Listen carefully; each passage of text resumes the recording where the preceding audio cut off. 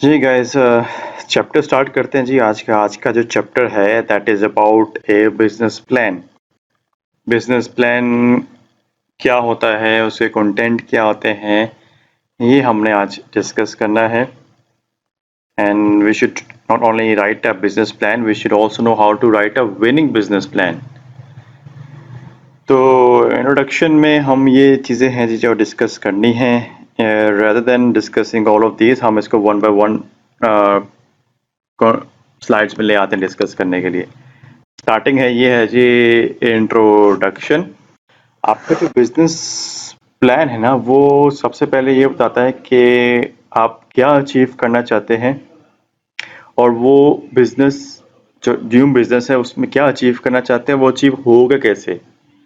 आप बताते हैं फॉर एग्जांपल आपका मिशन स्टेटमेंट ये है, you want to be the best in the world, ठीक है, ये आप वांट टू अचीव, ठीक है। अब कैसे अचीव करना चाहते हैं, आप उसके लिए गोल्स बताएंगे, ऑब्जेक्टिव्स बताएंगे, बताएंगे आपकी शॉप कहाँ है, आपके लोग क्या चीज़ बेचनी है, कैसे बेचनी है। जैसे कि बहुत सिंपल सी एग्जांपल, एक स्टूडेंट लाइफ से ही स्टूडेंट कहता है जी कि मुझे डिग्री चाहिए एमबीए की विद बेस्ट CGPA, ठीक है, ये ही वांट्स टू अचीव दिस। अब कैसे अचीव होगा, उसके लिए फिर वो गोल्स बनाता है कि मैं इस यूनिवर्सिटी में जाऊंगा, मैं ये प्रोग्राम होगा, इस टाइमिंग पे स्टडीज होगी, इस टाइम पे प्लेइंग होगी, इस टाइम पे सर्चिंग होगी, और कोई असाइनमेंट मैं टाइम पे सबमिट करूंगा, और मैं सिंसियर रहूंगा, फला फला फला। और भी बहुत सी टेक्निक यूज करते हैं, उसका फायदा नहीं यहाँ पर डिस्कस करने का। नेक्स्ट पे आ जाए। जो बिजनेस प्लान है मोस्टली वो आपके ड्यूल पर्पस होता है, मतलब that is for inside your business and outside your business. मतलब इनसाइड जो है वो एम्प्लॉयज के लिए भी होता है, और आउटसाइड जो भी इंटरेस्टेड स्टेक होल्डर है उनके लिए भी होता है। डिस्कस करते हैं वो कौन से होते हैं और उनके क्या बेनिफिट होता है। अच्छा जी, ओके। जो इनसाइड द फर्म है, it always provide you the road map for execution of your strategy and goals. जैसे कि हमने पहले डिस्कस किया कि स्टूडेंट की लाइफ में वो अपना मिशन स्टेटमेंट बनाता है, उसके बाद वो गोल्स एंड ऑब्जेक्टिव बनाता है, फिर उसके लिए उसको फॉलो कैसे करना है उसके लिए डिफरेंट स्ट्रेटजीज बनाता है। तो इस तरह से बिजनेस प्लान भी है। बिजनेस प्लान पे आपने मिशन स्टेटमेंट बनाया और उसके बाद डिफरेंट आप गोल्स बनाते हैं, और वो गोल्स अचीव कैसे होंगे वो बताए जाते हैं। आउटसाइड द फर्म आपके जो इन्वेस्टर्स हैं, जो आपके बिजनेस में इन्वेस्ट करना चाहते हैं, आपके शेयर होल्डर्स हैं, बैंक्स हैं, फाइनेंशियल इंस्टीट्यूशंस हैं, जो आपके पार्टनर्स बनना चाहते हैं, उनके लिए भी आपका बिजनेस प्लान बहुत इंपॉर्टेंट है। उनको आइडिया होता है कि आपका बिजनेस क्या है और किस डायरेक्शन में आप जा रहे हैं। इसके अलावा इसके अलावा कुछ ना वेंचर कैपिटलिस्ट फर्म्स होती हैं, उनसे भी आप फाइनेंस के लिए उनको भी अट्रैक्ट कर सकते हैं। एंजल इन्वेस्टर्स होते हैं, मतलब ऐसे फर्म्स जो आपको आपके फर्म में इन्वेस्ट करके वो भी प्रॉफिट कमाती हैं। ऐसे फर्म्स के लिए बहुत इंटरेस्टेड होता है आपके बिजनेस प्लान को देखना कि कितना अच्छा आपका बिजनेस प्लान है।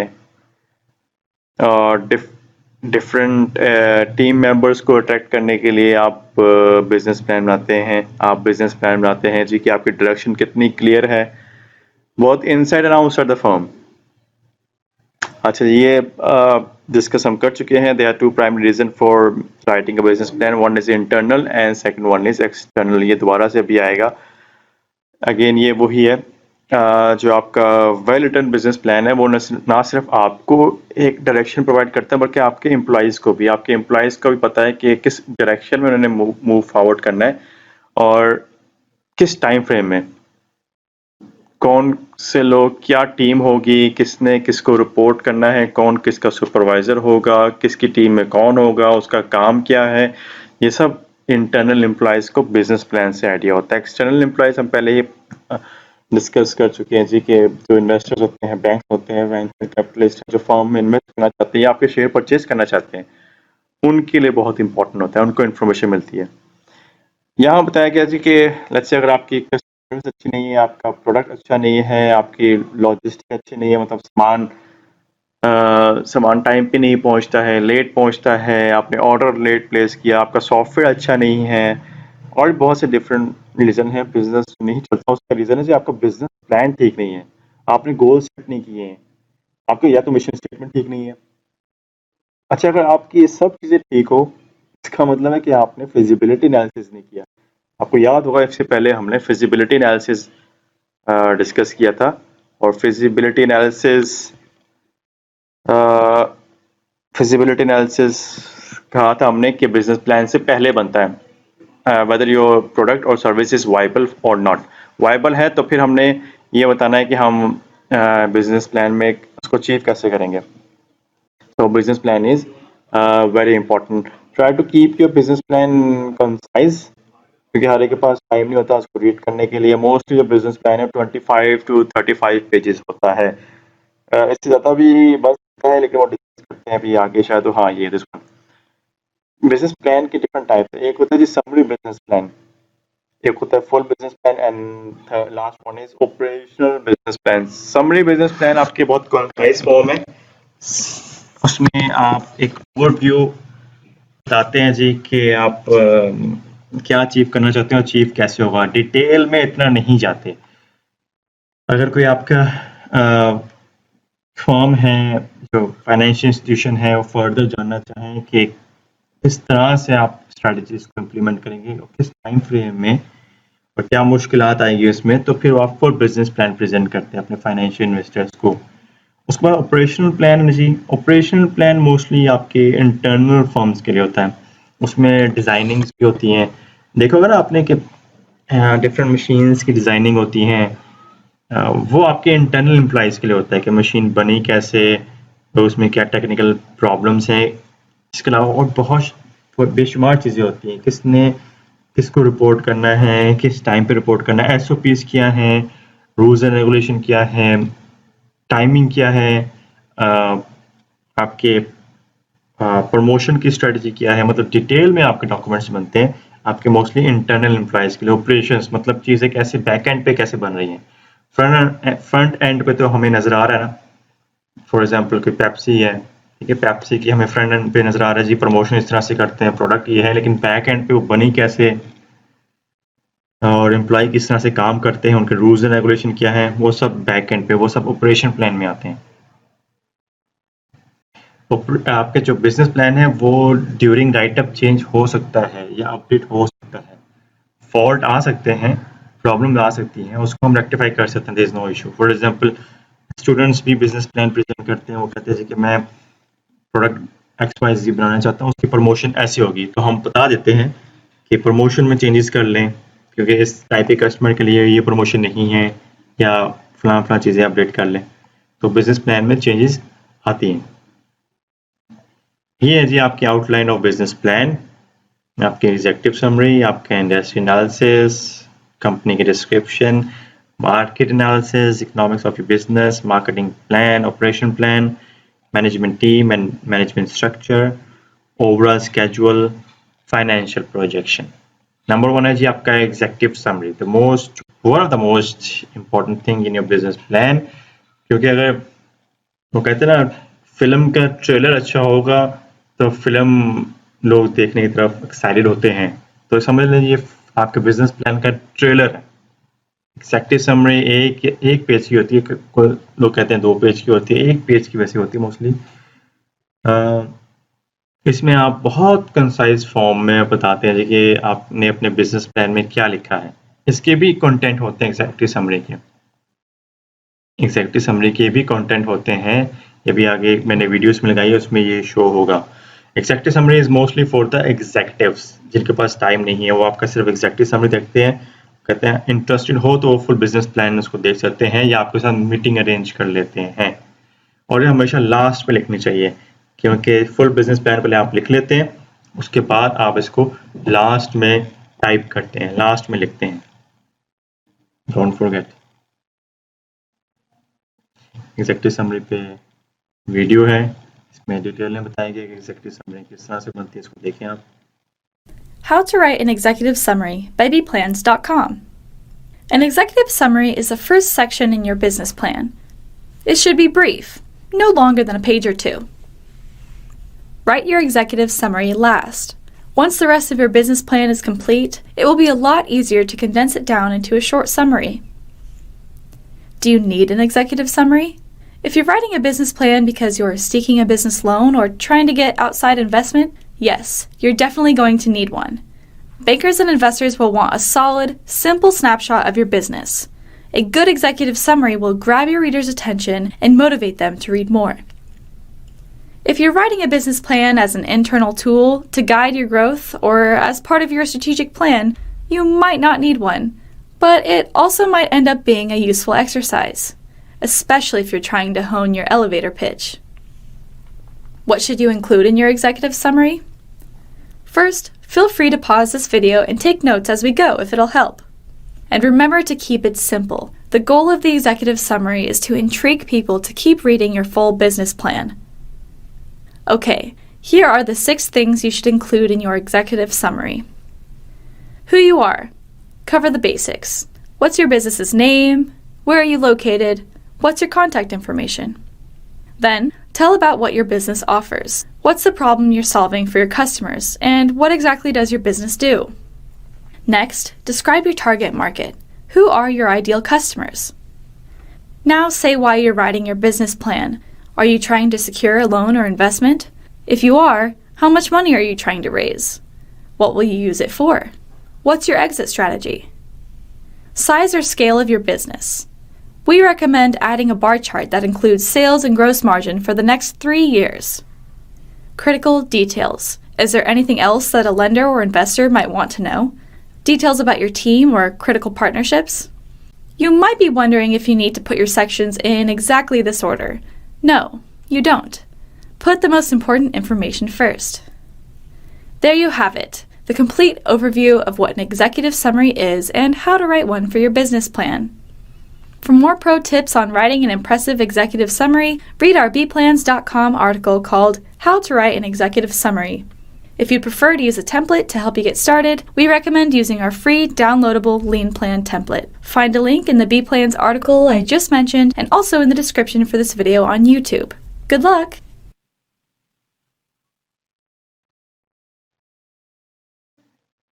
फिर है जी इंडस्ट्री एनालिसिस.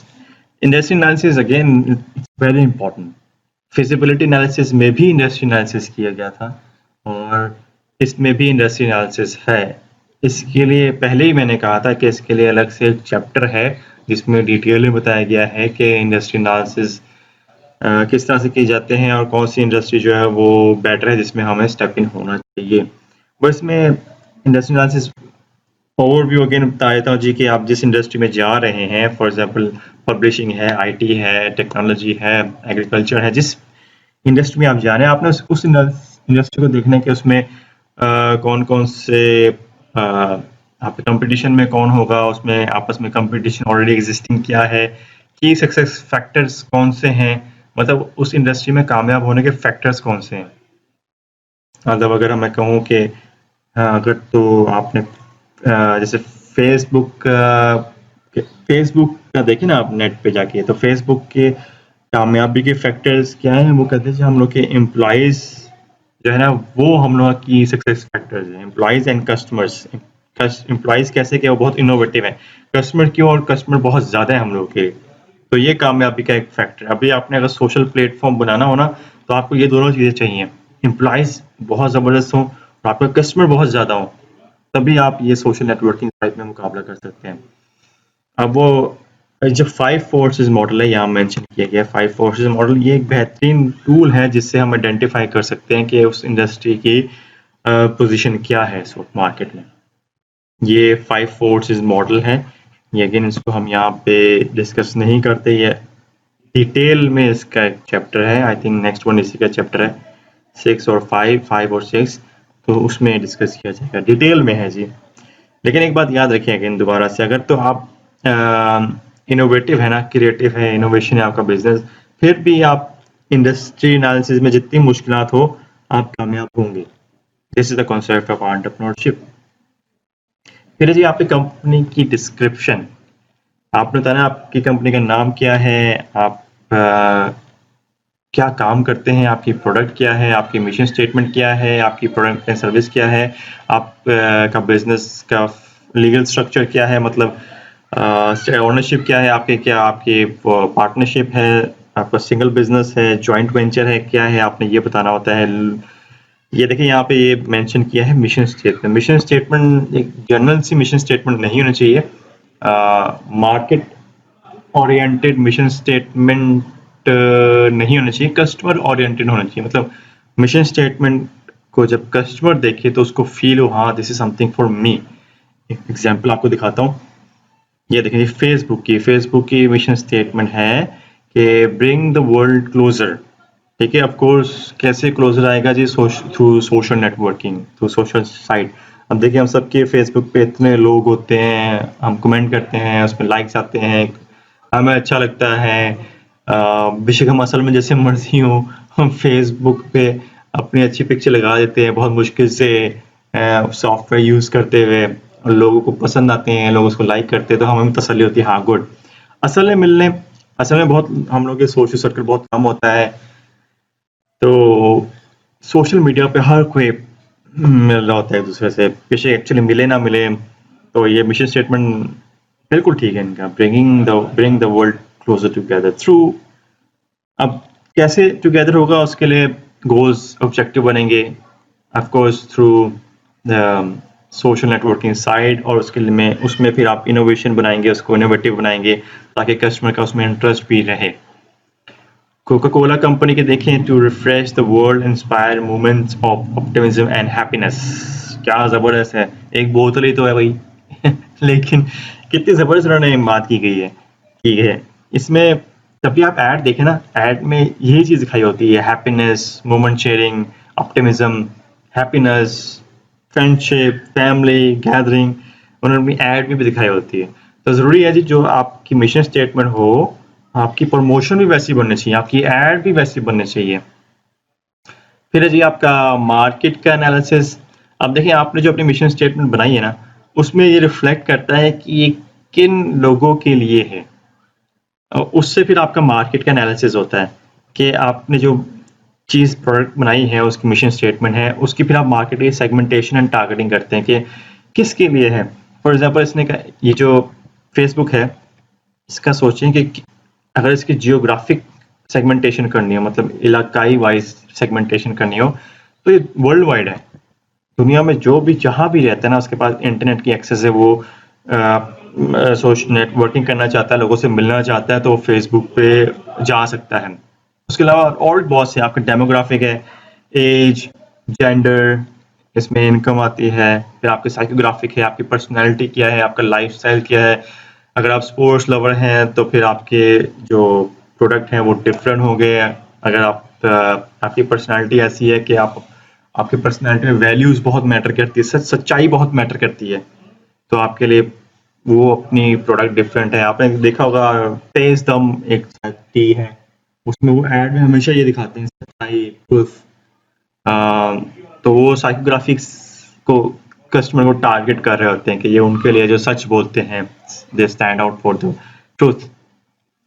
फिर आपके बाइंग बिहेवियर क्या, बाइंग बिहेवियर भी होता है कुछ, जैसे कुछ लोग हैं जो स्पेसिफिक चीज़ें स्पेसिफिक इवेंट पे बाई करते हैं। फॉर एग्जांपल ईद आ गई, ईद पे क्या हम खाएंगे, मिठाई ज़्यादा बिकनी शुरू हो जाती है। बर्थडेज आ गए तो बर्थडेज में क्या होगा, इस तरह से डिफरेंट चीज़ों को प्रोडक्ट्स बनती है डिफरेंट इवेंट के लिए, बाइंग बिहेवियर देखते हुए।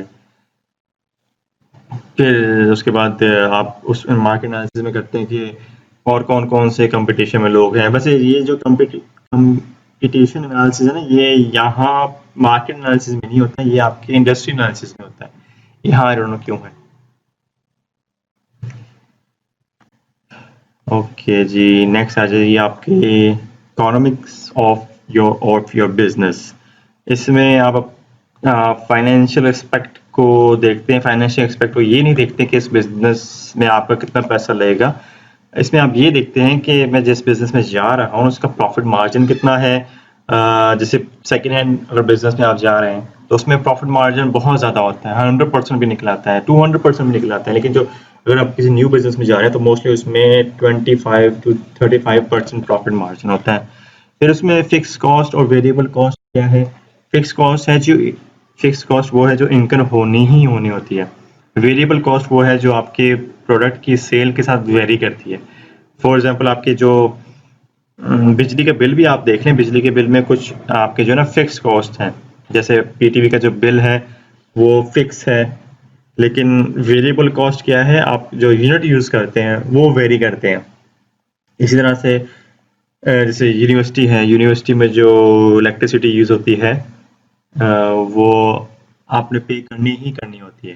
फॉर एग्जांपल एक रूम है, एक क्लास उसमें हो रही है, ठीक है, अब उसमें जो इलेक्ट्रिसिटी यूज़ होती है वो होनी ही है, लेकिन अब नंबर ऑफ स्टूडेंट अगर ज़्यादा हो जाए फिर आपकी कॉस्ट इंक्रीज हो जाती है, लेकिन इलेक्ट्रिसिटी कॉस्ट सेम रहेगी क्योंकि वो फिक्स है। अच्छा, उसके अलावा आपकी स्टार्टअप कॉस्ट कितनी है, आपके जो बिजनेस स्टार्ट करने जा रहे हैं उसमें कितनी कॉस्ट आएगी, कितना पैसा लगेगा, आपका ब्रेक इवन कब आएगा। ब्रेक इवन होता है जी कि आपका जब आप पैसा लगा देते हैं तो आप ये देखते हैं कि आप जो पैसा लगाया है वो वापस कब हुआ, और उसके बाद आपको आपका प्रॉफिट कब स्टार्ट होना शुरू हुआ। मतलब इसमें आपको आपके एक्सपेंस और आपके जो प्रॉफिट है वो इक्वल जब हो जाते हैं, इसको कहते हैं हम ब्रेक इवन। फिर उसके बाद ब्रेक इवन के बाद ये होता है कि आपके जो प्रॉफिट है वो आपके एक्सपेंस से ज़्यादा हो जाता है। स्टार्टिंग में क्या होता है जी, आपके एक्सपेंस ज़्यादा होते हैं, आपका प्रॉफिट होता है कम, ठीक है। ये नेगेटिव आपकी सेल्स है। जब आपकी सेल्स ज़्यादा होने शुरू हो जाए, आपकी कॉस्ट को कवर कर दे, आपकी कॉस्ट और एक्सपेंस इक्वल हो जाए, तो वो है जी ब्रेक इवन। और उसके बाद जब आपके एक्सपेंस, आपके जो प्रॉफिट है वो एक्सपेंस से ज़्यादा हो जाए, फिर वो ब्रेक इवन से आगे चला जाता है, सरप्लस में पॉजिटिव हो जाती है आपकी सेल्स। अच्छा जी, उसके बाद हम लोग बनाते हैं जी मार्केटिंग प्लान। ये इसमें तो सिर्फ एक पेज, हाफ पेज का बताया गया है, लेकिन मार्केटिंग प्लान भी बहुत डिटेल में होता है। मार्केटिंग प्लान में आपके प्रोडक्ट मिक्स आते हैं। प्रोडक्ट मिक्स क्या है, ये देखिए यहाँ पे लिखा है आपकी प्रोडक्ट, आपकी price, promotion and distribution. Product की आप क्या प्रोडक्ट बेचते हैं, प्लस उसको इनोवेटिव बनाने की कोशिश करते हैं, उसकी पैकिंग को, उसके कलर को, उसकी थीम को, ताकि उसको देख के ही लोगों में अट्रैक्शन हो। उसके बाद आप देखते हैं कि इसकी प्राइस क्या होगी, प्राइस की भी डिफरेंट स्ट्रेटेजी है। डिस्काउंट प्राइस ऑफर करनी है, डिस्काउंटेड प्राइस ऑफर करनी है, कम प्राइस ऑफर करनी है, एक्सपेंसिव प्राइस ऑफर करनी है, बंडल प्राइस ऑफर करनी है। तो इसमें डिफरेंट प्राइसिंग होती है। एक है जी आप, फिर के आप आता है जी आपकी प्रमोशन की, आपने प्रमोशन किस तरह से करनी है, कंपेन चलानी है, बिलबोर्ड्स में लगाने हैं, एड्स चलानी है, सोशल मीडिया में प्रमोशन करनी है, आपने न्यूज़पेपर पे प्रमोशन करनी है। तो इसमें भी डिटेल में है, इसमें भी बहुत लोग क्रिएटिव होते हैं। नेक्स्ट मैं आपको वीडियो दिखाता हूँ। फिर जी डिस्ट्रीब्यूशन, मतलब कस्टमर को चीज़ आप पहुँचाएंगे कैसे। कस्टमर आपके पास आएगा, आप कस्टमर के पास जाएंगे। अब तो बहुत सी इनोवेशन आ चुकी है, जैसे कि पहले था कि दुकानें थी, कस्टमर दुकान के पास जाना है, ठीक है। अब थ्रू डिलीवरी अब शॉप्स प्रोडक्ट आपके घर पहुंच गई है। उसके अलावा एप्स यूज होना, ऐड होनी शुरू हो गई है।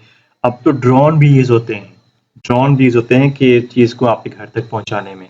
तो चीज़ें आपके घर तक पहुंच चुकी है। डिस्ट्रीब्यूशन है, कितना कन्वीनियंट है कस्टमर के लिए आपकी प्रोडक्ट या सर्विस को अवेल करना।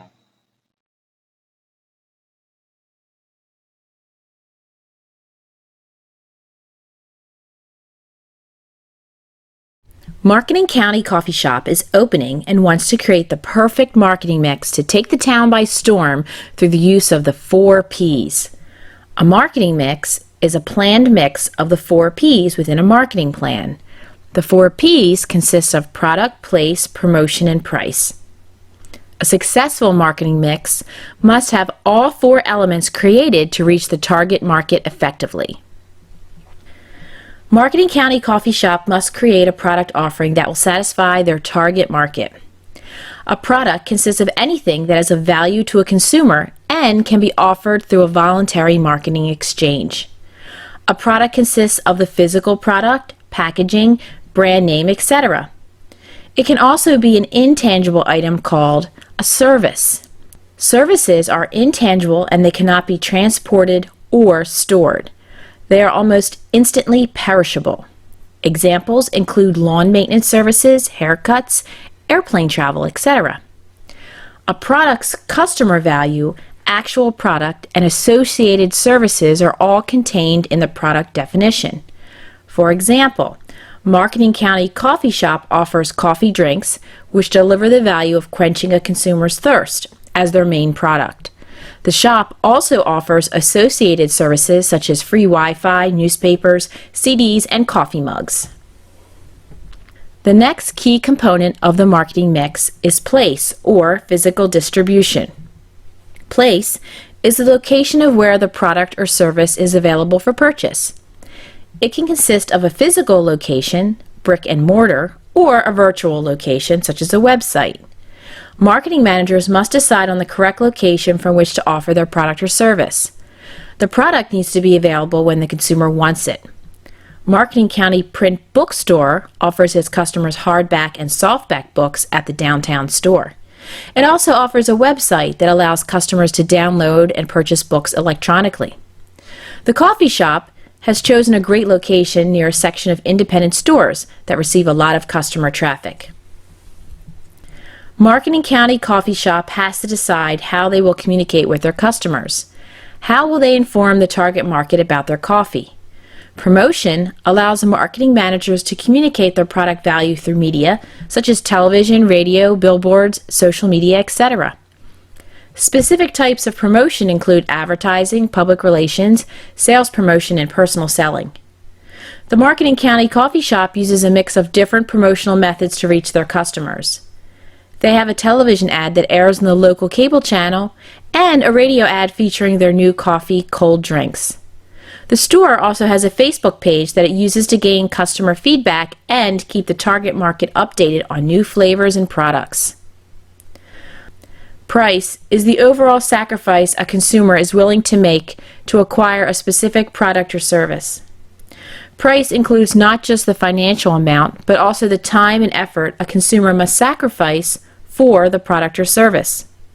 Marketing County Coffee offers most products at a reasonable price for purchase. The store owners also know that pricing is the most flexible of the 4 Ps of the marketing mix. They offer monthly sales and daily specials on coffee drinks. The most important lesson of an excellent pricing component is that consumers will only buy a product or service that they can perceive offers them a good value.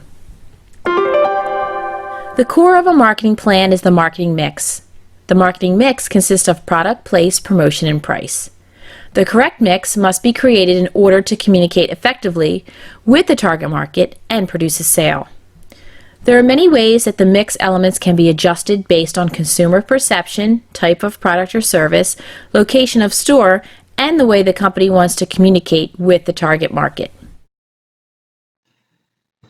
अब ये सब जब चीज़ें मिल जाती हैं, हम इस सब चीज़ों में इनोवेशन हो, डिफरेंट हो, अच्छी हो, तो कस्टमर के लिए उसमें वैल्यू होती है और फिर आपको एक एज मिलता है बाकी डिफरेंट कंपनी से. इसमें मैंने डव की प्रमोशन लगाई है, मतलब ये जो थर्ड पॉइंट है प्रमोशन. देखिए डव ने किस तरह से कैंपेन चलाई है और किस तरह से साइकी से प्ले किया है कस्टमर्स की. इससे आपको आइडिया होगा कि इस सोप के जो टारगेट ऑडियंस है वो कौन है.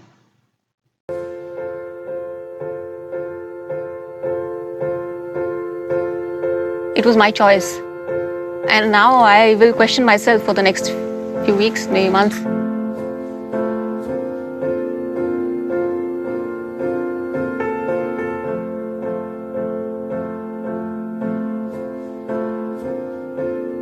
We had an option of 2 pathways to walk, and they led to 2 doorways. It was a bit confronting, actually, to be honest, to see these big signs and feeling like you had to choose and be self-conscious of how you perceive yourself and perhaps if it lines up with how the rest of the world perceives you. I went through the average door. Really? Yeah. Oh my gosh. Yeah, I didn't even hesitate. 漂亮对我的概念来说就是像明星那种遥不可及的那种。我走的是一般。Mas eu acho que é mais porque eu me arrependi da escolha porque era diferente do que eu vivo, é diferente do que eu sou. Am I choosing because of what's constantly bombarded at me? what I'm being told that I should accept, or am I choosing because that's what I really believe? I walked into that door which said average, and I didn't feel really good after that, because obviously I had rated myself average and nobody else.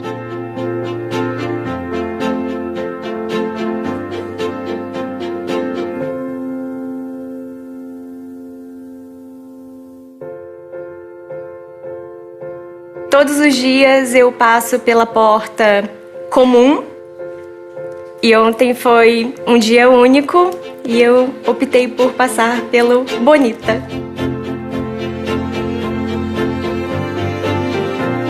I wanted to go through the average door, but my mum just pulled me over to the beautiful door.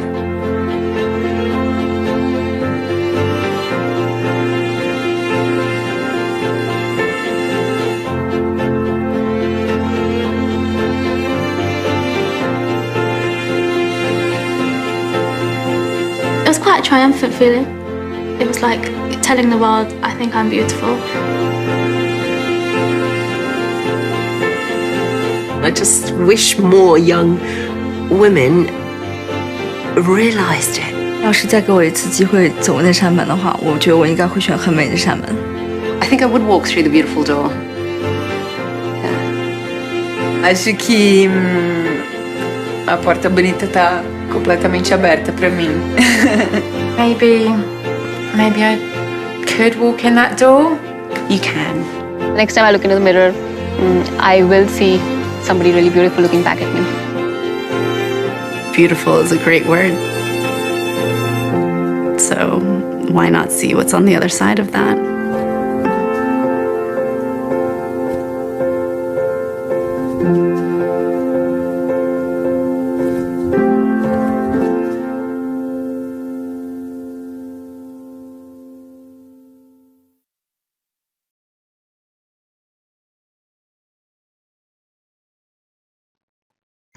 Okay, next है जी आपका operation plan.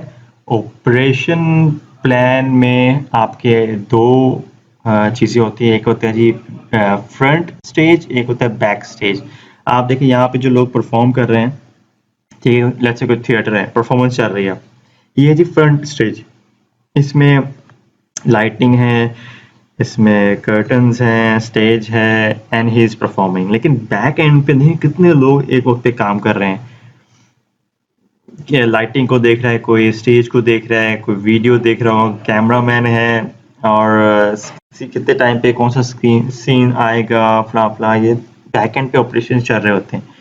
जो product आप सामने देखते हैं उसको बनाने में कितने लोग होते हैं, किस तरह से काम कर रहे होते हैं, इसको कहते हैं बैक स्टेज, और इसकी डिटेल डिस्कशन इसमें चल रही होती है। ये ऑपरेशन प्लान पे अगेन एक वीडियो है, आप इसको देखें। इसमें काफ़ी हद तक बताया गया कि ऑपरेशन प्लान्स क्या होते हैं।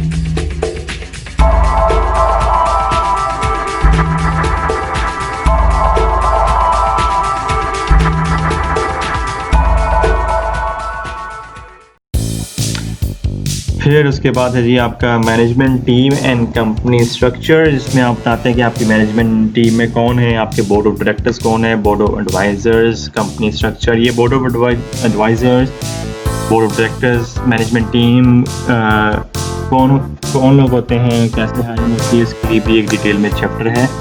ये मिड टर्म के बाद डिस्कस किया जाएगा। लेकिन अगर बस ये पता था, अगर ज़्यादा कोई नाम हो आपके बोर्ड ऑफ डायरेक्टर्स में, बोर्ड ऑफ एडवाइजर्स में, कोई फेमस नाम हो, तो उसमें लोगों का ट्रस्ट ज़्यादा रहता है।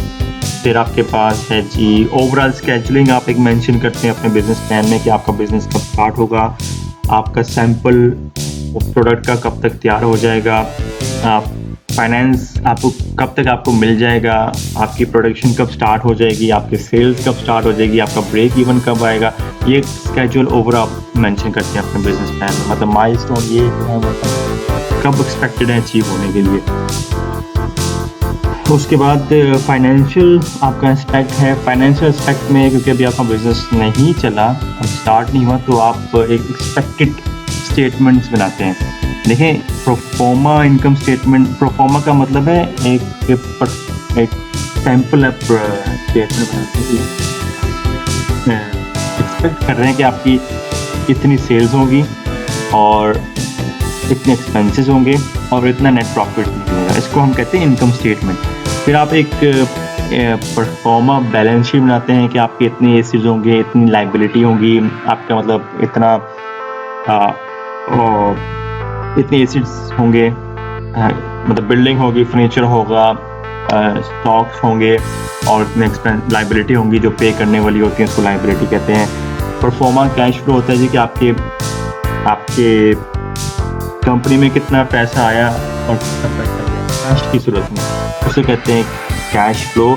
अब देखिए, इनकम स्टेटमेंट में आपने चीज़ बेच दी, हमने लिखना है चीज़ बिक गई, लेकिन कैश फ्लो में हम सिर्फ वही लिखेंगे जो कैश में बिकी है, जो उधार पे बिकी है वो नहीं लिखेंगे। इनकम स्टेटमेंट में उधार की भी लिख देंगे, तो कैश फ्लो स्टेटमेंट इसमें से बहुत इंपॉर्टेंट है। फिर जी रेशियो एनालिसिस, हम रेशियो एनालिसिस करते हैं, दो चीज़ों का आपस में रेशियो चेक करते हैं। फॉर एग्जांपल, हमने ये करना कि हम लोग की जो इन्वेस्टमेंट, हमने जो पैसे लगाए उस पर हमें कितने सेल्स होती है, तो उसकी रेशियो अलग है। इस तरह से बहुत सी डिफरेंट रेशियोज़ हैं। इस पर भी अगर फाइनेंस में डिफरेंट चैप्टर आएगा, उसमें आपको दिखा दूँगा कौन कौन सी फाइनेंस रेशियो है और उसका मतलब क्या होता है। तो हम एक परफॉर्मा एक्सपेक्टेड स्टेटमेंट्स बनाते हैं, फिर जब एक्चुअली हो जाती है फिर हम इसको मेजर करते हैं कि हम जो एक्सपेक्टेड बनाया था और जो एक्चुअल हुआ इसमें डिफरेंस कितना है। ओवरऑल प्रेजेंटेशन, हम बिजनेस प्लान की प्रेजेंटेशन देते हैं इन्वेस्टर्स को। ऑफ कोर्स इन्वेस्टर्स के पास टाइम नहीं है, डिटेल में कभी ना जाएं प्रेजेंटेशन में, लाइफ में इतनी डिटेल में प्रेजेंटेशन नहीं होती। Try to make your slides creative, innovative और कंसाइज फॉर्म में, टेक्स्ट कम हो। इसकी मैं अगेन आपको एक वीडियो दिखा देता हूँ यहाँ पे। और कुछ टाइम रखें हमेशा से, इन्वेस्टर आपसे क्वेश्चन आंसर्स कर सके। यहाँ पे बनाया गया लिखा है जी कि जो हमने डिस्कस किया है business plan, how to write a business plan, और उससे कंटेंट क्या क्या है यहाँ पे मेंशन है। How to write a business plan by bplans.com. Maybe you're writing a business plan because you're seeking investment funding or trying to get a bank loan, or maybe you just need a better roadmap or strategic plan for your company or nonprofit. Whatever your reasons, writing a business plan is actually proven to help you grow your business faster. Let's get started. The first section of your business plan is the executive summary. This is your business in a nutshell, so try to fit it in 1 or 2 pages. This is always going to be the first thing you see in your business plan, but we actually recommend writing your executive summary last, since you're going to pull tiny pieces of all the other parts of your plan into it.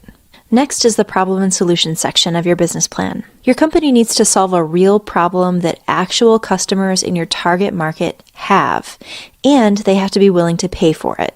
Don't skip describing the problem when you're writing your business plan. Then say how your business solves the problem. Tell a story here. People are actually a lot more likely to understand and remember your business later if you tell them a story about a specific customer who uses your product or service. Next, you need to write the target market and competition section of your business plan. Your target market is the segment of the population who's a perfect fit for your product or service, your ideal customers. Be specific here. If you're selling shoes, it's not realistic to think your target market is everyone in the world who has feet. Include some relevant demographic information about your target customers. Your competition. Every business has competition. Use this section of your plan to talk about what makes you different and how you're going to gain advantage. Now that you've outlined what your business is, who it serves, and who you're competing against, it's time to talk about how you're going to make your business go. The next section of your business plan is your marketing and sales plan. This section includes pricing, promotion, advertising, really all the ways you're planning to reach your target audience. Now write the operations section of your business plan. Operations is all about how you're going to deliver your product or service to your customers. What technology do you need to develop? If you're manufacturing a product, how and where are you going to make it? Milestones and metrics.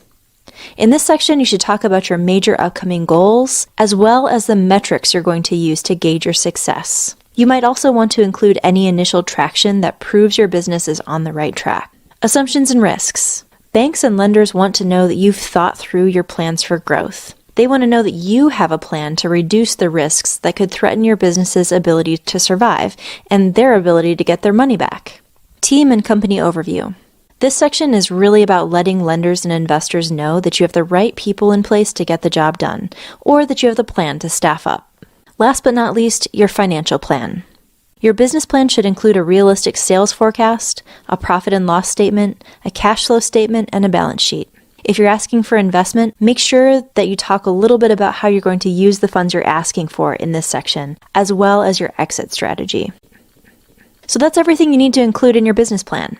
For more details on how to write each section, check out our article on B plans on how to write a business plan and download our free business plan template to get started.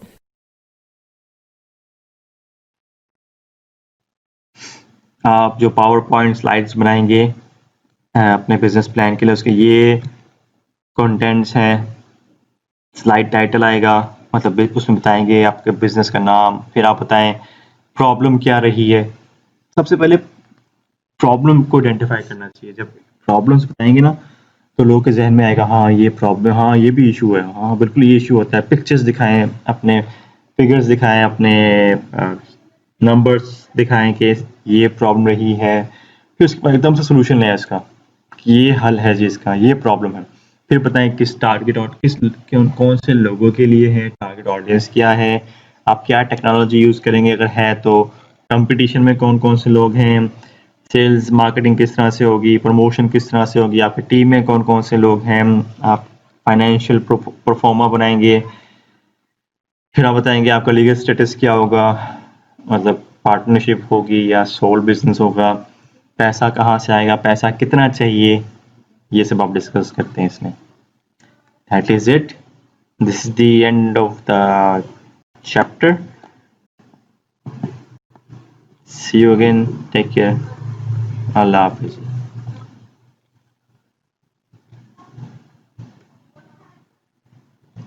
अस्सलाम वालेकुम दोस्तों, मुझे पहली presentation खूब अच्छी तरह याद है जब एक इंस्टीट्यूट में 250-300 लोगों के सामने मुझे करियर गाइडेंस पर बात करने को कहा गया. मेरे पास कुल 20 मिनट थे. जब मैं डाइस पर पहुंचा और सामने हाजरीन की तरफ नज़र उठाई तो मेरे सामने 250-300 अफराद नहीं थे, उतनी ही तादाद में बुलबुलें नज़र आ रहे थे. इन बुलबुलों को देखते ही मुझे याद नहीं कि मैंने क्या कहा और क्या नहीं कहा. अलबत्ता जैसे तैसे 20 मिनट पूरे किए और दौड़ता हुआ वापस अपनी नशिश पर बैठा और घड़ी देखी तो सिर्फ 8 मिनट ही गुजरे थे. बुरी बात, किसी पर हंसते नहीं हैं क्योंकि आपके साथ भी कभी ऐसा ही हुआ होगा. कोई बात नहीं, अक्सर के साथ होता है, ये कोई अनहोनी नहीं है.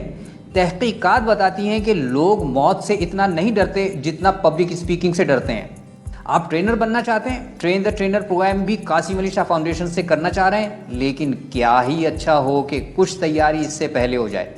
चलिए, अगर बाकायदा ट्रेनर नहीं बनना चाहते तब भी हर इदारे में गाहे गाहे मुलाजमीन को कुछ ना कुछ प्रेजेंट करना ही पड़ जाता है. इस वीडियो में हम आपको ऐसे चंद मुफीद और अमली मशवरे दे रहे हैं जिनकी मदद से आप अपनी प्रेजेंटेशन स्किल्स को बढ़ा सकते हैं. किसी भी अच्छी प्रेजेंटेशन के 3 फेज़ होते हैं.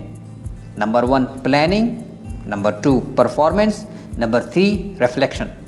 प्रेजेंटेशन के प्लानिंग फेज में सबसे पहले ये जायज़ा लीजिए कि आपका ऑडियंस कौन है, यानी आप किस किस्म के लोगों से बात करेंगे।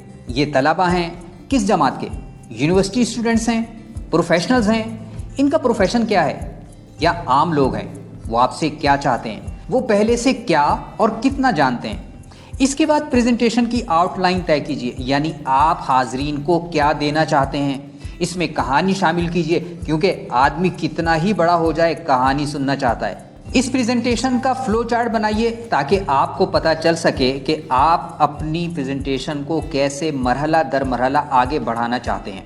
प्लानिंग का तीसरा मरहला प्रोडक्शन है, अपनी प्रेजेंटेशन की तैयारी या पेशकश। इस इवेंट में चंद बातों का ख्याल रखिए। विजुअल्स इस्तेमाल कीजिए, क्योंकि लोग तस्वीर पर फौरी तवज्जो देते हैं और इनमें दिलचस्पी भी रखते हैं।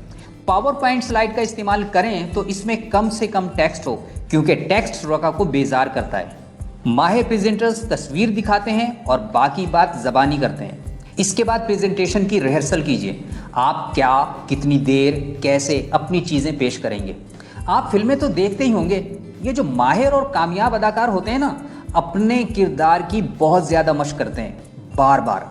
यूँ समझिए कि आप भी बहैसियत प्रेजेंटर या ट्रेनर एक अदाकार हैं और अपने किरदार को बेहतरीन अंदाज में पेश करना चाहते हैं ताकि आपकी प्रेजेंटेशन बॉक्स ऑफिस पर हिट हो जाए। तो वाह। प्रेजेंटेशन का दूसरा फेज परफॉर्मेंस है। तहरीर का पहला पैरा सबसे मुश्किल होता है और पहले पैरे का पहला जुमला इससे भी मुश्किल, और सबसे मुश्किल इस पैरे का पहला लफ्ज़।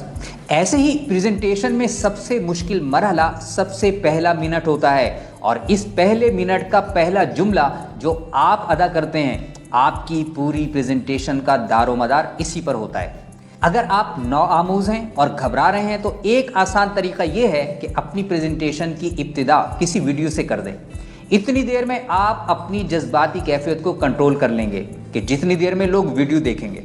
अपने बेहतरीन आइडियाज़ को छुपा कर ना रखें, बल्कि इब्तिदा ही में बयान कीजिए। यूँ शुराका की दिलचस्पी आपकी गुफ्तगू में बढ़ेगी। अपनी गुफ्तगू के दरमियान वक्फे रखिए। कोशिश कीजिए कि आप जो मौजू बयान कर रहे हैं वो छोटे छोटे हिस्सों में तकसीम कर दिए जाएं और इन्हें बाकायदा शुराका से बयान किया जाए कि हम फलां नुक्ते को समेट रहे हैं और अगले नुक्ते पर बात शुरू करेंगे। इंसानी जहन 10 मिनट में मुंतशिर हो जाता है, इसलिए आपका कोई नुक्ता 7-8 मिनट से ज़्यादा पर मुहित ना हो। बेहतरीन परफॉर्मेंस के लिए ज़रूरी है कि आपकी गुफ्तगू खुश्क ना हो, बल्कि लोग आपकी गुफ्तगू से महजूज हों। लिहाजा आपके जहन के पटारे में मौजू लतीफ़े और दिलचस्प वाक़यात और मालूमात ज़रूर होनी चाहिए। अगर आपके जुमलों से हाजरीन मुस्कुराते या हंसते हैं तो इसका मतलब है आपकी प्रेजेंटेशन कामयाब जा रही है। और अच्छी प्रेजेंटेशन का तीसरा और आखिरी फेज़ रिफ्लेक्शन है। यहाँ आप ये जायज़ा लेंगे कि आपकी प्रेजेंटेशन मजमूई तौर पर कितनी मौसर रही।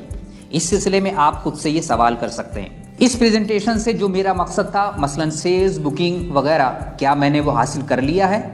क्या शुराका ने मेरी प्रेजेंटेशन में दिलचस्पी ली या बोर होते रहे?